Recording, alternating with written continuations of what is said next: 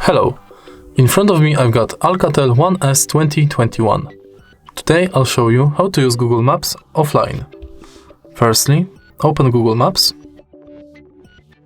and tap button in the right corner. Then tap on Offline Maps. Select your own map.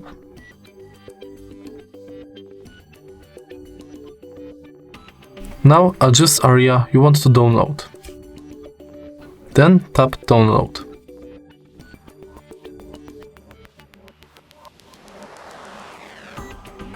Wait until process is complete.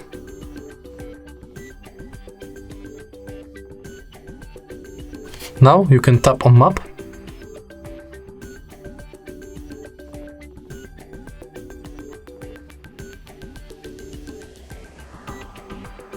and you can navigate offline.